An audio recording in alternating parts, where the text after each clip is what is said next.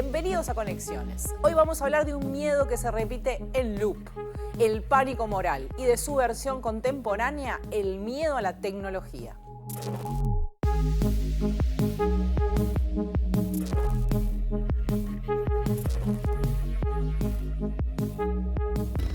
¿Cuándo fue la última vez que escucharon que una tecnología nueva iba a destruir a la juventud? Probablemente fue esta semana. Pero lo que quizás no saben es que eso mismo se dijo de la radio, de los cómics, de la televisión y, claro, de los videojuegos. Vamos a intentar entender por qué ese miedo se repite y cómo funciona políticamente.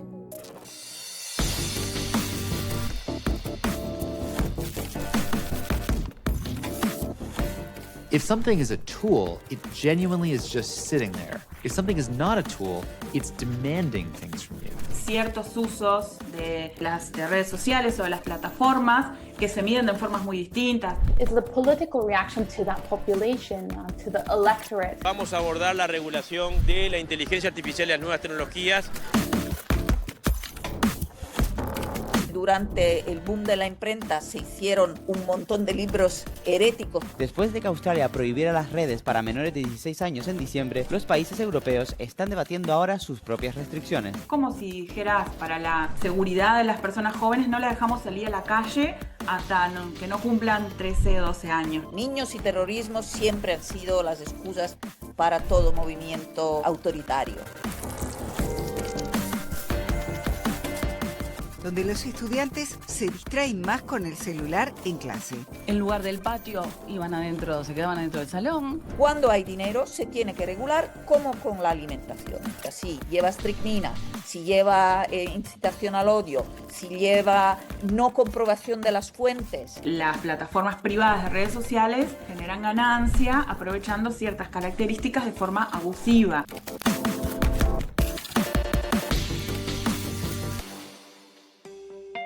En 2020, Netflix estrenó el documental El dilema de las redes sociales y lo vio muchísima gente. En un momento, el activista y ex Google Tristan Harris, uno de sus protagonistas, dice algo que suena muy razonable sobre por qué estas tecnologías no tienen precedentes históricos. No one got upset when bicycles showed up, right? Like if everyone's starting to go around on bicycles, no one said, oh my God, we've just ruined society. Like, bicycles are affecting people, they're pulling people away from their kids, they're ruining the fabric of democracy, people can't tell what's true. Like, we never said any of that stuff about a bicycle. If something is a tool, it genuinely is just sitting there, waiting patiently. If something is not a tool, it's demanding things from you. It's seducing you, it's manipulating you, it wants things from you. And we've moved away from having a tools-based technology environment to an addiction and manipulation-based technology environment. That's what's changed. Social media isn't a tool that's just waiting to be used. It has its own goals, and it has its own means of pursuing them by using your psychology against you. La idea de que con la bicicleta nadie se preocupó es tentadora, pero es falsa. Cuando aparecieron se decía, entre otras cosas, que a las mujeres les deformaban la cara, les dañaban la pelvis o los órganos reproductivos y les provocaban agotamiento nervioso. Lo mismo se dijo de la radio, de los cómics, de la televisión y de los videojuegos. La investigadora de Cambridge, Amy Orben, estudió este patrón y arranca con un ejemplo de 1941. So in 1941, Mary Preston, who was a pediatrician working out of San Francisco and Stanford, published this article in the Journal of Pediatrics. She wrote about children's reactions to movie horrors and radio crime. So she was studying a group of children, about 100, 120, and she made some pretty grave and quite important discoveries. Firstly, she found that these terrifying scenes, both on the radio and in movies, can have an inhibitory effect on the function of every organ in the body. She wrote in her paper that this kind of addiction to radio dramas and movie dramas would create bad dreams and poor sleep and really undesirable symptoms and make the child inadequate to meet life demands later on in life. And she really argued that this is a true addiction, and that kind of the majority of the kids in her sample were severely addicted to these radio dramas and movie dramas, and that most of them utilize this addiction as an escape from reality, much as a chronic alcoholic does drink. Severamente adictos a la radio, como un alcohólico al alcohol. Por un lado suena ridículo, pero es la misma referencia, hablando de cocaína, que se hace sobre Instagram o TikTok. Pero no es el único caso. Los cómics fueron acusados de causar violencia juvenil en los 50s, la televisión de arruinar la infancia en los 70s y los videojuegos en los 90s. Orben llama esto el ciclo sisifeo, la misma piedra que rueda cuesta arriba y cuesta abajo con cada nueva tecnología, y ese ciclo, dice, tiene siempre las mismas etapas. In 1954, Wertham wrote a really strong book saying that comic books was causing youth violence. Youth violence has really been a problem for a really long time. It didn't really, but in the 1950s it flared up. But then in 1980s, there was another flare-up of youth violence, and now it was television that seemed to be causing youth violence, and there was a US immediate task force to investigate these links. And last summer, at least in the UK, we had kind of an uproar in youth stabbings, for example, in London, and then YouTube and social media and grime music were blamed for youth violence. Orben describe 4 etapas que se repiten siempre. La sociedad entra en pánico. Los políticos reaccionan al pánico de sus votantes. La ciencia empieza a estudiar el problema casi siempre desde cero y bajo presión de esos mismos políticos. Y todo sigue igual hasta la llegada de la próxima tecnología, cuando el ciclo empieza de nuevo. Self and how I've laid it out has different stages. So 4 in total. There's the first, which is kind of the psychological reaction from the population and society, which creates a panic about a new technology. The second is the political reaction to that population, to the electorate, and what politicians do in trying to figure out kind of what to do about this technology panic, moving it on to science, outsourcing it to science. So the third is then the scientific community trying to figure out the new technology, kind of often reinventing the wheel with every new technology, and therefore not getting very far. And so we end up at step 4, which is no progress, new panic.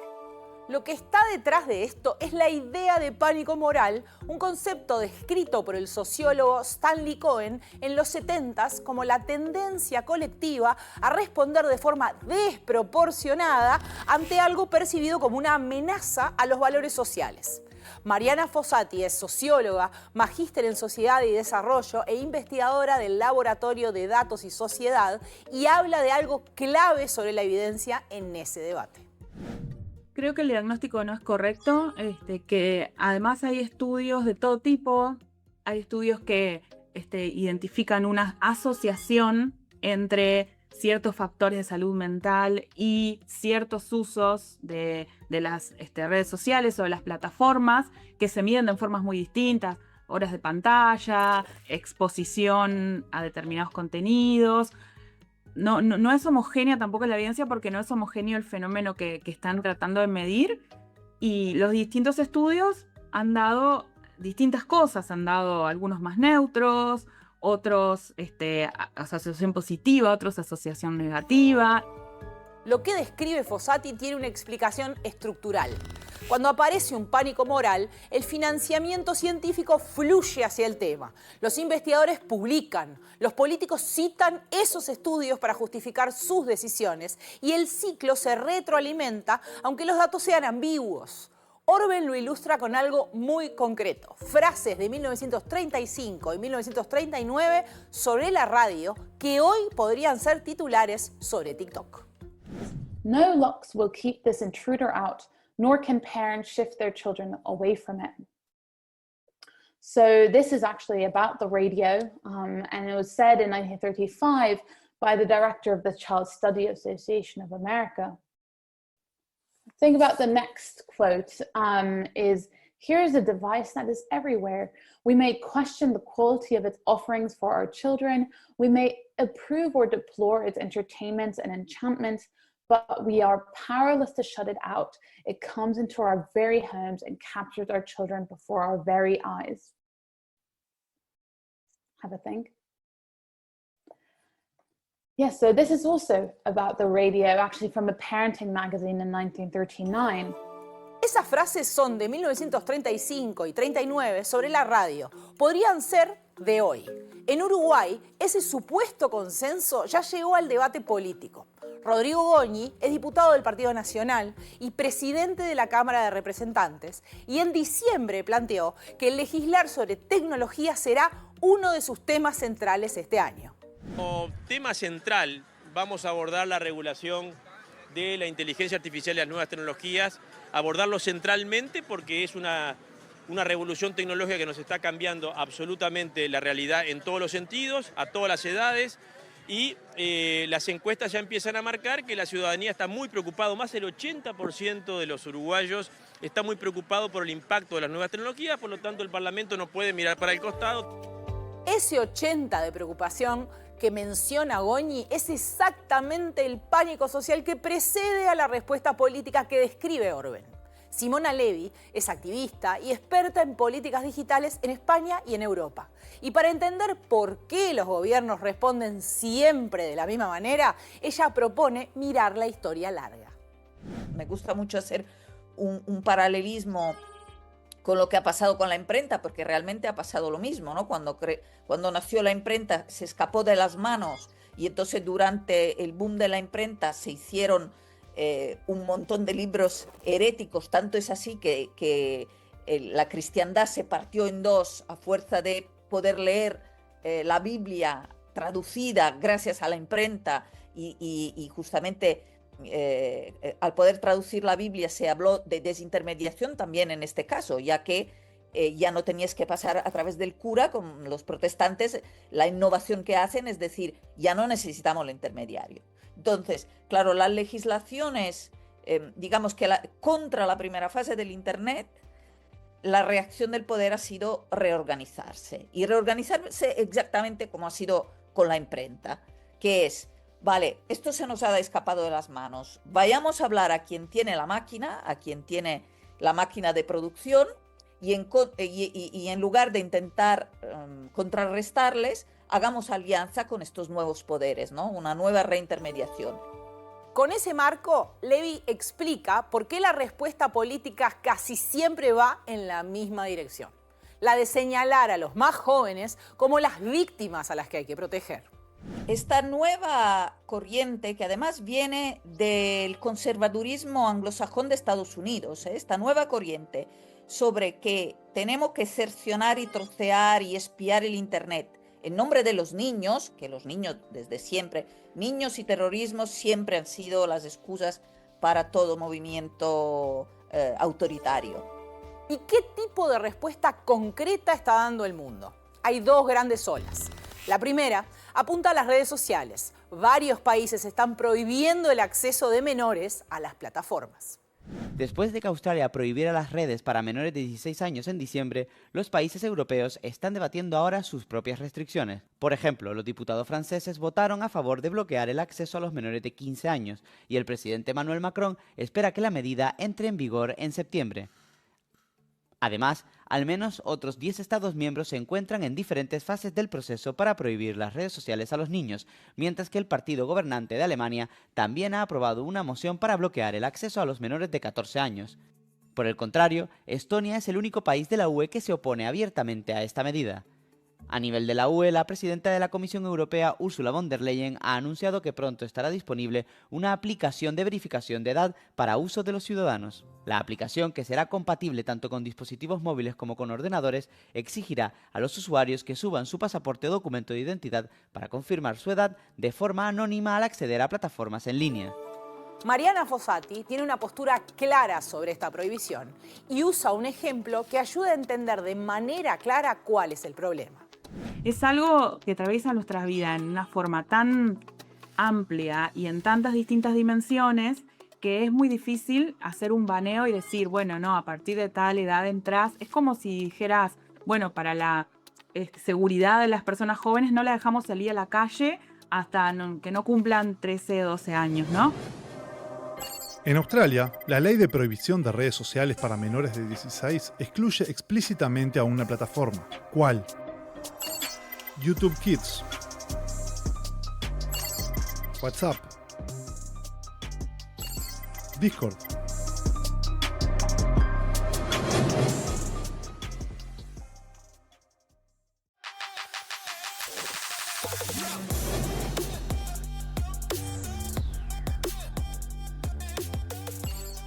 La justificación oficial es que WhatsApp es principalmente mensajería privada entre conocidos y no una plataforma de contenido algorítmico.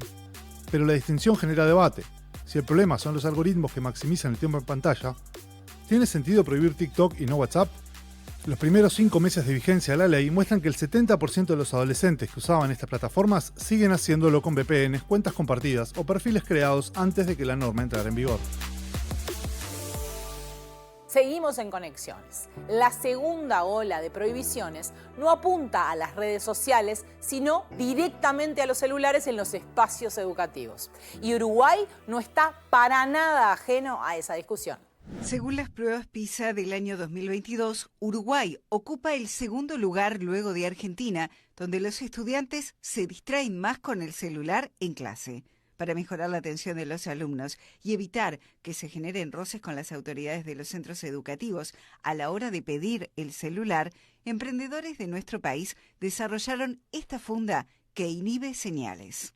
La idea es que los alumnos pongan el celular en la funda magnética. La funda magnética con un clic se bloquea y lo que pasa es que no entran más notificaciones y tampoco entra ningún tipo de vibración. Entonces los alumnos se pueden enfocar 100% en la tarea que está a la vista, que es el aprendizaje y el aula. Y luego vamos a tener imanes tanto portables como fijos que se pueden amurar a la pared para reducir la carga operativa del equipo docente o los responsables de la implementación.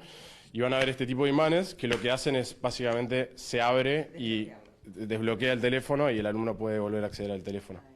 Hasta el momento los creadores de las fundas tuvieron una buena devolución por parte de los alumnos e instituciones que las están utilizando. Este año se sumaron centros educativos que prohíben el uso de celulares. Días atrás, el Liceo 2 de Colonia comunicó a los estudiantes que no podrán utilizar los dispositivos electrónicos mientras estén en la institución. Según las pruebas PISA 2022, Uruguay quedó segundo entre 80 países en nivel de distracción por uso de celulares en clase. Varios colegios privados empezaron a actuar por su cuenta sin esperar una política general. El Colegio Santa Elena es el que fue más lejos. Durante todo 2025, los alumnos de séptimo a noveno dejaban el celular al entrar y lo retiraban al salir. Y el primer estudio del INED sobre la experiencia encontró un consenso amplio en que la medida fue positiva. El Colegio Kennedy lleva este proceso desde 2018. Su directora de secundaria, Ana Rosselli, explica cómo empezaron. La preocupación mayor fue la socialización. Porque ¿Qué estaban viendo? A ver, vayamos a Claro. ese. ¿Qué lo llevó a empezar a mirar este tema y a tomar la medida? Dentro del aula, el control, el dejar el celular adentro de la mochila silenciado, que siempre fue la pauta y sigue siendo la pauta para los estudiantes más grandes, iba funcionando con, bueno, algunos inconvenientes naturales. Pero desde el punto de vista Pauta, de la... digamos, de sentido común. ¿No? Sí, No claro. se usa, así como no podés hacer otra cosa, jugar a las Sí, cartas, no claro, usas porque el celular. Los estudiantes entienden que esa es un pedido razonable, ¿no? Porque Ujú. genera distracciones. Pero desde el punto de vista de la socialización estábamos viendo que las interacciones de los chiquilines pasaban muchísimo por el uso del celular, ¿no? Y entonces, en lugar del patio, se quedaban adentro del salón, ¿no? Los juegos, mediados por el celular. En el Colegio Maristas Juan Zorrilla de San Martín, el proceso fue más reciente, pero con una lógica muy similar. Escalonado, construido con las familias y con los propios estudiantes. Montserrat Escobar es subdirectora de secundaria de ese colegio y lo explica. Llegan, ellos tienen, séptimo y octavo, tienen unos lockers dividido, seguro han visto Ujú, esas imágenes. Llegan, lo dejan, se tranca, cada uno con su nombre, ingresan y están toda la mañana trabajando con sus docentes sin el acceso. Puede suceder en algún momento que los tengan que necesitar para alguna dinámica, y podría suceder. En general tratamos de que las aulas virtuales, que son las computadoras de Ceibal, estén disponibles para que los usen. Y eso también implica que sea escalonado, porque los recursos no son infinitos y no podemos implementarlo a la misma vez para todos porque se necesitan las herramientas, ¿no? Entonces, para ir asegurándolo a los docentes de que si necesitan algo digital para trabajar, lo van a tener, ir hablando con las familias, lleva todo un pienso y una articulación. Y lo que iba a decir es que uno de los problemas o de las cosas que también surgen es que hoy hay muchos pagos digitales. Entonces, el tema de la cantina, en el recreo, muchos guardan la tarjeta en la funda o tienen el QR. Entonces, eso hay que ir articulándolo, avisándoles estos primeros días, porque si no están todos los recreos, me olvidé, necesito. Y sí, los primeros días, y sobre todo en séptimo, es lo que suele suceder, los vamos acompañando. Después, ya en octavo y ya entrado el año, nos animamos a decir que ya esas cosas no suceden.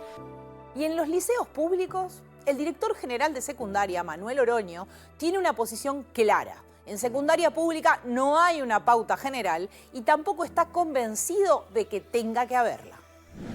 Estamos hablando de secundaria, ¿no? Todo el país, 215.000 estudiantes, 312 liceos, liceos rurales, liceos urbanos, liceos que tienen 1.000 estudiantes, liceos que tienen 120 estudiantes, liceos que tienen, ¿no? Es decir, estamos hablando de la sociedad uruguaya, digamos, básicamente el 80%, más del 80% de las personas en educación pública y en particular en secundaria, que están teniendo estas tensiones, y los docentes y el resto de los trabajadores, los equipos directivos, con estos desafíos de una afuera a través de estos algoritmos que se nos mete en este proceso de enseñanza y aprendizaje y tenemos que lidiar con ello. El planteo esencial viene por el lado de lo que han planteado las dos compañeras de mesa hoy, que tiene que ver con el diálogo con las familias, tiene que ver con la construcción de acuerdos de trabajo con los estudiantes, con las familias, que permitan que eso no sea, digamos, impuesto, ¿no? Es decir, cualquier tipo de imposición, por más buena que sea, conceptualmente hablando, es una imposición y eso genera distintos tipos de problemas que van también desde la ansiedad, de los mismos factores que pueden perjudicar el celular, ¿no?, a esto otro. Entonces, el diálogo me parece que es esencial, y la construcción de acuerdos. En los liceos donde se ha implementado, que no es de ahora, digamos, hay muchas experiencias en muchos liceos, sobre todo del interior, que a partir del año pasado que estuve recorriendo, me contaban, tenemos experiencias de en determinado momento del año, los estudiantes están, digamos, demostrando que no están aprendiendo, digamos, todo lo que deberían, vamos a ponerlo en esos términos. Entonces hay una reunión, esto pasó en varios liceos, donde dicen, bueno, ¿por qué está pasando esto? Se genera una discusión. Fossati señala que la clave no pasa por prohibir, sino por algo más profundo. Educar y hacer conciencia de que el problema no son los dispositivos en sí, sino cómo están diseñadas las plataformas y cómo ganan dinero. Quizás algo muy importante en lo que hay que poner énfasis es en cómo están diseñadas las redes sociales y cómo las plataformas privadas de redes sociales ganan dinero, generan ganancia, aprovechando ciertas características de forma abusiva, y poner énfasis en esos abusos cometidos por las grandes plataformas, en vez de simplemente agarrar todo una contingente de población en la edad que está aprendiendo a desarrollarse en el mundo, que incluye el mundo digital, bueno, barrerlos, sacarlos de ahí hasta que sean más grandes, ¿no? Bueno, para seguir profundizando en este tema, estamos con Matías Dodel, que es docente de UCUDAL, investigador y doctor en sociología. Hola Matías, ¿cómo estás? Muy bien, ¿vos? Bueno, empecemos un poco al principio del programa. Nos metimos un poco en el concepto de pánico moral, pero es interesante un poco reflexionar sobre eso, hablar sobre eso y esta cuestión que a mí me parece como lo más interesante en el hoy, de que es algo que se repite, porque uno siempre tiene esa sensación de que esto que siente ahora es la primera vez que pasa, y no. Exacto. A ver, no quiere decir que no hayan cosas nuevas en lo que esté pasando ahora, eso primero, y no quiere decir que no hayan cosas que hay que preocuparse, que hay que trabajar, sobre todo estudiar si efectivamente es así como creemos el impacto. Lo que pasa es que es muy difícil de entenderlo hasta que uno empieza a leer lo que se escribía antes sobre temas parecidos. No sé si ya lo mencionaste, pero hay un artículo muy bueno de Amy Orben que habla de los pánicos, el ciclo de Sísifo de los pánicos tecnológicos, pánicos morales. Y lo que hace, lo que decía ella, es que estaba en su tesis de doctorado aburrida, se puso a buscar recortes de diario en la biblioteca, universidad, no sé si era Oxford o Cambridge, una universidad, y empezó a encontrar que si uno esconde la palabra internet o redes sociales y se dice exactamente lo mismo sobre la radio, yo lo vi con los videojuegos, sobre los cómics, que fue una cosa bastante fuerte, y sobre todo en Estados Unidos viene de ahí, pero también hacia atrás, con las novelas victorianas. Creo que no está en el texto de ella, pero hay una cita sobre las bicicletas. Eso te iba a decir. Que la cita esa a nosotros nos parece interesante porque hay un documental en Netflix que se llama El Social Dilemma, que hablan esto con las bicicletas no pasaba. Y sí pasaba. Y sí, literalmente hay una frase que es en un diario que dice que las bicicletas van a destruir la estructura de la familia. De nuevo, no es decir que ahora no haya nada, sino que muchas de estas cosas que parecen extremadamente nuevas ya sucedieron. Si este es un ejemplo que no tiene nada que ver con las redes sociales, usted me hizo una entrevista sobre eso, el tema de, por ejemplo, AI y la pérdida de trabajos. Sí. Hay otro artículo parecido al de Amy Orben, pero es un economista, Mokir, que hace la historia del desempleo tecnológico y los miedos a las máquinas. Y ahí creo que es más fácil entender que cuando pasó la revolución industrial, que la gente le pegaba a las máquinas. Los luditas famosos. Pasa algo parecido. Y no es que no haya sido nuevo eso y que ahora no sea diferente y que el tipo de empleos, por ejemplo, que estén en riesgo sean más parecidos a los nuestros que los que estaban en la revolución industrial. Pero creo que está bueno para intentar separar las cosas nuevas de las cosas que son quizás más propias de cambios tecnológicos grandes que la humanidad la está atravesando ahora y lo ha atravesado durante varios siglos y varios hitos. Quizás pasa más rápido, pasa mucho más rápido, pero hay cosas nuevas y cosas que son propias a este cambio del ferrocarril, que es el ejemplo que daba Luhmann, muy importante. O sea, el ferrocarril tiene cosas buenas, malas, pero aceleró un montón de cambios en la época. Y es eso, es tratar de ver qué es propio de Internet y qué es propio quizás de comportamiento humano ante fenómenos nuevos. Y una cosa que dice Amy Orben, y vos que investigás estos temas, es justamente que una cosa, y además ella dice que al principio no se daba y que es más del siglo XX, a partir del siglo XX, es esta cuestión, que en este caso se ve clarísimo, de pedirle a la ciencia que me haga un paper y me explique y me justifique, como el sistema político sobre todo, o los decisores, virando hacia la ciencia y exigiendo una velocidad para investigar cosas que la ciencia no es que no tenga, no debería probablemente tener. Yo soy un poco menos optimista. Yo creo que hoy en día siempre pasó esto, pero hoy en día es más claro, que no importa lo que hagas o el trabajo que hagas o el estudio, cuando alguien quiere decir algo o afirmar algo, va a encontrar el tipo de información, capaz que en lugares con estudios de menor calidad o con opiniones que confunden con estudios, porque hay muchas piezas que son en revistas científicas que son opiniones. Yo creo que lo que hace la ciencia y la política, en general, no es todos los casos, es tratar de encontrar consciente e inconscientemente estudios que vayan hacia el lado de lo que yo creo, lo que yo sostengo. Y como pasaba con el tema creo que el tema de los cómics es el ejemplo capaz que más conocido, había una cuestión moral detrás de qué no deberían ver los chicos o qué no deberían ver. También salieron cosas buenas, más del otro lado del océano. Inglaterra tiene un trabajo un poco mayor sobre tipo de contenidos y contenido de calidad. Es más, ahora tienen como una clasificación de qué tipos de contenidos audiovisuales son más amigables para niños pequeños. En vez de decir no vean internet, no es lo mismo Bluey que que los videos de YouTube de influencers chicos que están todo el tiempo con muchos señales en muchos colores. Y hay formas de hacer como algo mejor. Porque una cosa que esconden estos digamos, estas discusiones tan polarizadas entre apocalípticos e integrados, también es esto, ¿no? Que también es algo que pasó otras veces y es como si el celular, por ejemplo, fuera un bloque donde da lo mismo qué pasa ahí adentro, qué hago, para qué lo uso y cómo, en términos de daño eventual que pueda hacer. Sí, mira, el otro día hablando con un amigo, yo me doy cuenta que yo, si alguna vez me leen, yo no estoy del bando de prohibir celular, yo estoy como del otro lado. Pero me di cuenta hablando con padres que yo tengo prácticas de uso del celular, de mediación, que terminan siendo un poco más, no restrictivas, pero cuidando más el contenido que ven mis hijos. Y mi nena me dice, pero no me dejas usarlo. Y digo, tranquila que yo soy que defiende para que después puedas usarlo en algún lugar, porque es verdad que hay una movida de prohibir todo en las escuelas y prohibir en las casas. Yo creo que estamos teniendo una discusión a veces como esta de la falacia del espantapájaros, de discutiendo, unos es, los otros quieren prohibir todo, y de otro lado, no, vos sos el que querés que usen cualquier cosa. Y es un problema ese, porque no estamos discutiendo, como capaz que hay el meollo del asunto, que es qué hay. Amy Orben y también Sonia Livingston, creo que la metáfora correcta, dicen, es la de la dieta de pantalla y no la del tiempo de pantalla.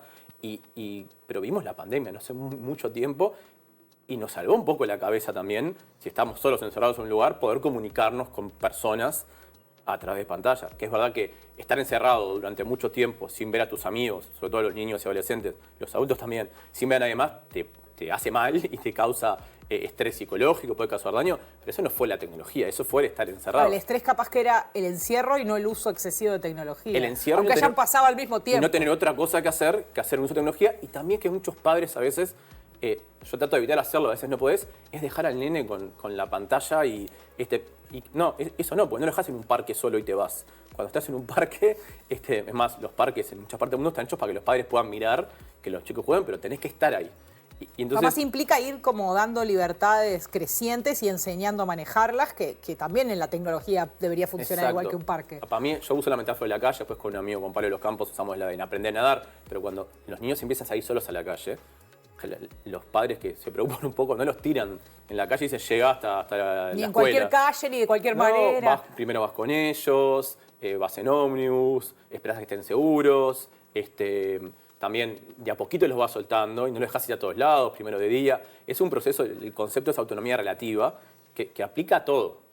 También hay que entender que los niños tienen derechos como seres humanos, además de como niños, y hay que protegerlos, pero tampoco, lo más seguro, entre comillas, que causa daño, sería encerrarse en una torre con rejas y muros, pero las cosas, estos son unos criminólogos que trabajan el tema del crimen, dicen, es como raro que las cosas buenas de la vida estén cerca de las cosas peligrosas de la vida. Pero eso pasa en Internet y fuera de Internet, cambian cosas, y quizás lo interesante para evitar esta idea de pánico moral es tratar de entender cómo Internet cambia algunos comportamientos humanos, que algunos pueden ser positivos, otros negativos. Hay un paper de opinión, pero de un psicólogo evolucionista, que explica el enojo, la indignación o el enojo moral, cómo cambia con Internet y por qué es menos costoso, por ejemplo, indignarse por Internet que cara a cara, porque cara a cara te dan un piñazo. Pero es eso, los rumores, y en los grupos de amigos, en la escuela estuvo con el novio de y hay como una especie de indignación, pero si eso en la cara, tiene un problema. En Internet baja el costo de indignarse porque es más, no solamente no ves a la persona, no ves el sufrimiento de la otra persona, es difícil que te pegue, además uno puede como mandar señales, yo estoy en contra del maltrato animal, yo cuando me indigno con esto, estoy en contra de esto. O sea, sube el beneficio, baja el costo, y después también los algoritmos, para mí yo estoy en contra de esto, que tienen como un fin malvado. Lo que hacen es, te muestran más lo que vos más interactúas. Y estamos hechos nosotros para interactuar con cosas que nos generan más indignación o enojo. Entonces es una combinación, pero ahí hay que estudiar el fenómeno de la indignación y ver cómo Internet lo cambia. No decir, en Internet la gente se indigna más porque sí. Y hay otro, este es un danés, que lo llamaba al Parlamento a explicar qué pasa con las redes sociales, y él dice que un poco que no son problemas digitales. La gente ventila los problemas en Internet. En realidad uno debería, para atacar esos problemas, atacar los problemas fuera de Internet. Yo cito a esta gente, Sonia Livingston dice, lo digital es lo más saliente, no lo más importante. Creo que eso también está bueno para verlo, que no quiere decir de nuevo, porque después nos hacen el espantapájaros de que no pasa nada. No es que no pasa nada, hay que entender qué es tecnológico y qué es social en general de eso. Y lo otro que aparece también repetido, y es específicamente como un área donde vos te has dedicado más a investigar, es que un lugar al que vamos primero, bueno, esto un poco lo charlábamos recién, pero es a prohibir a niños, niñas y adolescentes, ¿no? Es como esa idea de que solo a ellos les hace mal, como de que si algo es tóxico es solo para ellos. Se lo compara incluso con el alcohol, por ejemplo, que es una analogía que no funciona. Ahí, además, ¿cuánto de eso es cierto? ¿Cuánto hay evidencia efectivamente? Porque también se habla de que está laudado el daño y en realidad no.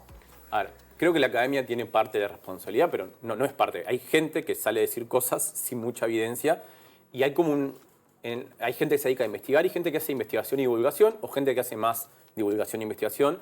Y hay una autora famosa, hay dos autores famosos, Twenge, que trabaja con Haidt, que es el libro probablemente todo el mundo conozca, no me acuerdo de la generación estresada, no me acuerdo cómo es, pero al principio empezaron a decir que era igual que consumir cocaína. Que el daño de las pantallas, y lo medían de una forma que no estaba muy bueno, y se empezó a generar un debate entre este bando y el de Orben y Zywicki, que se escribe muy raro, ¿no? O sea, que decía, mirá, no encontramos evidencia de eso, en un momento hicieron un tipo de estudio que compara con un montón de cosas, y generalmente... Porque muchas veces la variable es o el tiempo de uso, que es muy discutible, o preguntarte si algo te hizo sentir peor. Exacto, pero lo que creo que es más complicado es que no se controla por otros factores. Entonces, hay metaanálisis de esto y generalmente si llega a haber un efecto, que a veces hay, algunos estudios se encuentran, otros no, depende de la calidad, es mucho más pequeño de lo que la gente cree y cuando controlo por bienestar subjetivo en la casa... Sí, relación con la familia... bueno, tenemos ahora estamos trabajando en un paper para CEPAL, una investigación que es sobre uso problemático del celular y una de las variables protectoras más importantes es que los chicos sientan que en la familia lo escuchan, que están protegidos y que pueden decir lo que quieren. También hay otro tema que es causal, que es primero que uno está como deprimido y después al celular, o al revés. Es una cosa bidireccional. Hay algunos estudios que dicen que va primero la depresión al otro uso, o al revés. Lo que sí, yo creo que la metáfora, primero la del alcohol y la de la cocaína son peligrosas, porque es una caja que tiene un montón de cosas. No es eso. Yo personalmente, a veces en algunos lugares no le gusta, pero la metáfora para mí es la de la educación sexual integral. Hay cosas que no son para ciertas edades, pero que es mejor trabajarlas antes de que sucedan. También a veces con las drogas funciona eso, ¿no? Pero en Internet hay cosas buenas para los niños, niñas y adolescentes. Les preguntás y te lo dicen. Y cualquier persona sensata sabe que es imposible pensar un mundo donde no sepan usar tecnología, porque estamos yendo como en contra, estamos yendo para dos lados distintos. Estamos hablando de formar para un mundo tecnológico y de repente hasta los 12 años no van a usar tecnología y después los tiramos como al agua sin enseñarles a nadar. Es complicado. Entonces, creo que esto de la educación sexual integral, la metáfora es sensata porque aunque algunos padres crean que capaz que es muy temprano para tener un celular, está bueno enseñarles a usar y cómo usarlo. A mí la palabra responsable es un poco a veces conservadora, pero de una forma que les sea buena para ellos. Que les haga bien. Que les haga bien. Útil. Y evitar los daños, porque las desigualdades en Internet están en las cosas buenas que obtenés y también los daños. Hay gente que obtiene mejores cosas que otros y menos daños. Es una combinación y es complicado. Pero ahí creo que la metáfora es todas estas discusiones sobre prohibición. Con unos estudiantes de grado hicimos un proyecto donde hicimos una búsqueda sistemática de regulaciones en América, Estados Unidos y América Latina, sobre esto de regulación o prohibición de celular en centros educativos. Y la amplia mayoría hablaba de prohibir o regular. Hay casos que son interesantes, pero casi ninguna hablaba de meter ciudadanía digital o alfabetización digital en los programas educativos. Hay casos donde eran más comprensivas y hablaban de algo progresivo. No es lo mismo prohibir el uso de tecnología en un niño capaz que de escolar, que parece a veces tiene sentido, que un chiquilín que va a salir, que está en el liceo y ya está capaz en el mundo del trabajo, está en el mercado laboral o tiene una vida por fuera. Bueno, una cosa que, hablando en algunos casos con directores de centros privados que hicieron experimentos en Uruguay, una cosa que a mí me pareció interesante es que por ejemplo, uno de los principales problemas que experimentaron cuando hicieron el trabajo de prohibirlos o de sacarlos de determinados ámbitos eran los propios padres que en realidad no querían perder la conexión porque arreglaban cosas de logística con los hijos. Y en realidad ahí el problema no es el celular. Hicimos un estudio con UNESCO, en la Católica, con UNESCO y con Ceibal, que salió hace poco, descriptivo. ¿Qué hacen los centros educativos públicos de educación media básica en Uruguay? Porque a veces salen muchos más los centros privados, pero los centros públicos también están haciendo cosas. Y lo interesante es que no todos iban hacia la prohibición directa. Algunos sí, que notaban mejorías. O sea, cuando no haces nada versus haces algo, vas a notar mejorías. El problema es qué solución entre 0 y 100 es un poco mejor. A mí lo que me pareció más interesante es que algunos, sea prohibición total o parcial, lo integraban dentro de acuerdo de convivencia. Porque el problema es ese, es un tema de civilidad y convivencia. El celular es parte importante. Es que si te estoy hablando, no mires una pantalla, pero que fuera un libro sería maleducado. Y si lo prohíbo, y ahora en clase no te estoy hablando, pero cuando salimos del colegio, te hablas y haces stickers falsos de un amigo, o sacás fotos, o pasás rumores, va a entrar al colegio. Y aunque no lo uses en el colegio, va a entrar a la convivencia. Entonces, más allá de eso, creo que no verlo solo como un programa de celular es lo interesante. Y también entender que quizás en diferentes contextos sea imposible una solución en un colegio privado donde tengo una persona que me cuida los celulares y los guarda. Y bueno, ¿qué va a pasar cuando empiecen a desaparecer celulares en estos centros? Entonces, por otro lado, hay otros centros que habían hecho una especie de semáforo donde los propios estudiantes indicaban que estaba, o habían premios, hacían una especie no de concurso, pero de puntaje de cómo se comportaba la clase. Y venían los estudiantes, y los estudiantes también quieren algo de regulación, porque a veces no pueden convivir con otros porque están todo el tiempo filmándose. Pero para mí eso es un problema, de nuevo, de convivencia y civilidad más allá del celular. El celular te facilita todo y te lo acerca. Hay que regular, yo sí estoy de acuerdo, hay que regular. Un caso que es más fácil de entender que hay que regular, por ejemplo, son las apuestas en línea. Claro. ¿Tá? Porque aparte que hay algo de la ludopatía, hay sí evidencia de que es un comportamiento adictivo. Sobre el celular, esto que me habías preguntado que no hablé, todavía no está la evidencia clara. Justo me pasó una clase, cuando ustedes buscan, si alguien se pone a buscar adicción al celular en internet, en Wikipedia, que es el mejor lugar para buscar estas cosas, la entrada se llama uso problemático de celular. Ahí es el término como un poco más, o uso problemático adicción de redes sociales. Es que no está claro. Hay una pieza de opinión que salió después de este veredicto en Estados Unidos, en California, en Nature, que lo que dice, es un psicólogo que trabaja con esto, un psicólogo cuantitativo, experimental, dice, todavía no tenemos. O sea, y clasificar algo como adictivo puede llegar a patologizar comportamientos que son esperables y normales. Y tiene como consecuencias. Y lo que dice es que yo estoy muy de acuerdo, es no pueden decidir si algo es adictivo desde un punto de vista científico un montón de jurados y un juez. Porque aparte, si conocemos cómo es el proceso judicial en Estados Unidos, eligen gente y ellos dicen... Lo que les parece. Claro, si dicen que 2 más 2 en 5, va a ser 5. No es la forma que trabajamos, ni desde la academia, ni desde la gente que trabaja con intervención en salud mental en niños, niñas y adolescentes. Yo también soy psicólogo, no ejerzo, pero... Y es un tema, y los usos comunes de las palabras son problemáticos. Es un tema complejo. Yo creo que hay mucha gente con buenas intenciones, no bastan buenas intenciones, pero ya con decir vamos a parar y ver qué hay en la literatura y no solamente buscar la literatura, perdón, lo que se investiga el tema. Es el término que usamos que es medio raro. Pero es decir, no voy a buscar solamente lo que me convence a mí, sino tratar de ver qué dicen otras personas.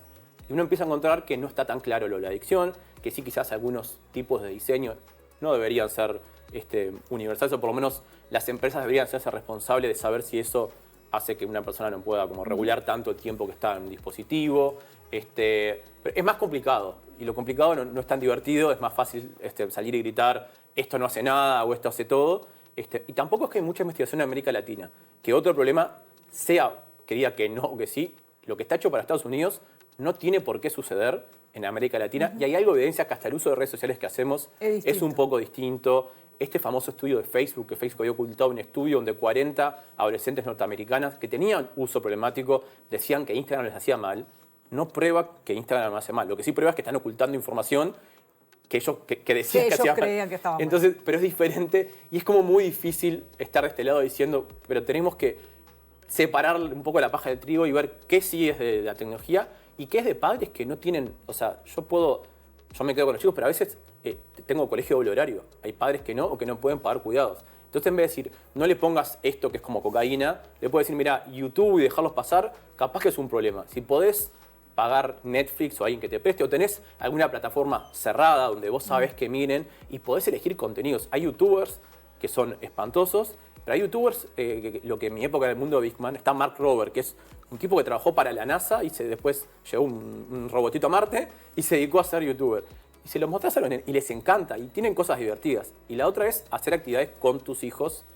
O sea, hacer co-uso de tecnología con tus hijos, sea jugar a videojuegos, que hay pruebas de que no hacen mal. Eso ahí en la academia hay como bastante más evidencia de que jugar a videojuegos no hace que la gente salga a matar a nadie ni nada.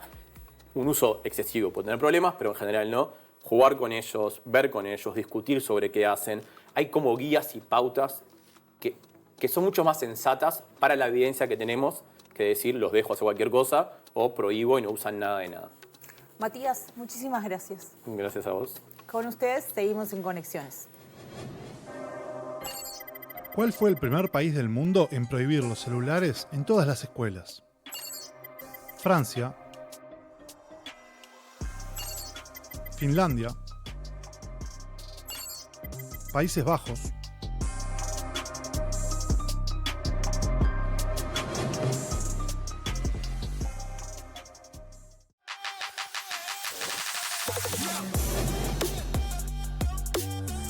Francia prohibió los celulares en escuelas primarias y secundarias en 2018. Desde entonces, siguieron ese camino Italia, Portugal y los Países Bajos, entre otros. Según un reporte de la UNESCO de enero de 2025, 79 países ya tienen algún tipo de restricción del uso de celulares en las aulas. En Uruguay no hay una política nacional explícita. Son los propios centros educativos los que definen si habilitan o no los dispositivos. Seguimos en Conexiones. Vimos que la prohibición de redes sociales no está funcionando del todo bien y que en las aulas la respuesta es fragmentada. Fossati señala que hay algo más profundo que está mal en el diagnóstico. Las redes sociales no son así por naturaleza, sino por diseño. Las redes sociales no empezaron siendo así, empezaron siendo un espacio para informarse, donde recibir actualizaciones de lo que está pasando en el mundo, de lo que está pasando en nuestra red. Por algo se llaman sociales, ¿no? Empezaron con esta idea de socializar y ahora lo que estamos viendo más que nada es como un feed en donde todo el tiempo nos cae contenido posicionado por creadores de contenido en gran parte profesionales, por publicidad, por los medios de comunicación tradicionales que tienen ahora su presencia la televisión. Eso lleva directo a la pregunta acerca de qué tipo de regulación tendría sentido. Levi trabaja este tema desde Europa y tiene claro cuál debería ser el foco. Cuando hay dinero se tiene que regular como con la alimentación. O sea, tiene que estar explicado qué es lo que se está pagando, qué mensaje, cuánto se le paga, qué segmentación se está haciendo, a quién llega, qué algoritmo se le aplica, y todo esto tiene que estar regulado. O sea, si lleva estricnina, si lleva incitación al odio, si lleva no comprobación de las fuentes, todo esto tiene que estar trabajado como si ponemos cianuro en la comida. Uno de los problemas centrales de cualquier regulación es quién la hace cumplir. En Europa, dice Levi, los avances vienen en general de la sociedad civil que litiga y no de los reguladores que actúan de oficio. La Autoridad de Protección de Datos de casi todos los países es muy poco activa, muy cooptada y muy respetuosa con las instituciones en el sentido malo del término, por la cual cosa se avanza mucho también porque la sociedad civil obliga a la aplicación por parte de la institución, no porque la institución proactivamente vaya a los colosos y le diga dejad de abusar con los datos de la gente. Nosotros hemos ganado ahora un pleito que ha condenado a 1,5 millones de multa a la Cámara de Comercio de España porque vendía ella personalmente los datos de los autónomos, de 1,5 millones de autónomos. Entonces hemos tenido que pleitear para que dejaran de hacerlo. Pero Fossati agrega otra dimensión. La verificación de edad que se propone como solución técnica a las prohibiciones tiene sus propios problemas y no son menores. La verificación de edad obligatoria, compulsiva, requiere sí o sí que se entregue una prueba de edad real y por lo tanto una prueba de identidad real. Entonces, todas las personas, no solo las personas jóvenes, al hacerse una cuenta o loguearse o permanecer en la plataforma, tienen que proveer esa prueba, ¿no? Esto incluso ya se está implementando en distintos sectores para distintas cosas. Por ejemplo, no sé, Mercado Libre. Hace poco dejé de usar Mercado Libre cuando ya me pidió reconocimiento facial y dije, bueno, nada, esto es demasiado. Mariana Fossati explica por qué eso es un problema que va mucho más allá de la incomodidad personal. este dato, todos estos datos biométricos de identidad, etcétera, se suman a los datos que ya recolectan las plataformas sobre nosotros, y a los perfiles que hacen, y obviamente esto, abona todavía más el rol que tienen las plataformas de mega recolectores de datos para su modelo de negocio publicitario y también para fines de vigilancia, porque también estamos viendo claramente cómo las grandes plataformas están colaborando, por ejemplo, con el gobierno de los Estados Unidos para identificar posibles migrantes ilegales, en las guerras, para identificar los targets a los cuales mandarles un dron. No es ya una complicidad secreta, es una colaboración directa y conocida. Entonces esto abona al poder que ya tienen las Big Tech, las grandes tecnológicas. En vez de cuestionarles su diseño y su modelo de negocio para hacerlo menos perjudicial, en lo que pueda tener de perjudicial, hacerlo, ¿no? O sea, y reforzar los derechos de las personas usuarias. En vez de hacer eso darles más control, convertirlos aún más en policía. Levy pone sobre la mesa otro aspecto que vemos poco en el debate. Mientras los políticos hacen grandes discursos sobre regular las plataformas, también son sus principales clientes. Apliquemos la ley, dejémonos de hacer, ¿no? Porque mientras hacen estos bellos discursos nuestros políticos, siguen utilizando ellos mismos, porque son los segundos clientes después de los influencers de la industria de la desinformación. El pánico moral tiene su lógica. Identifica una amenaza, la amplifica, genera una respuesta. Esa respuesta a veces cambia cosas, pero no siempre las correctas. Las prohibiciones son más fáciles de enunciar que de implementar, y más fáciles de implementar que de evaluar. La pregunta tal vez sea si la respuesta es la más adecuada o la más fácil. Y mientras tanto, la piedra sigue subiendo y sigue bajando.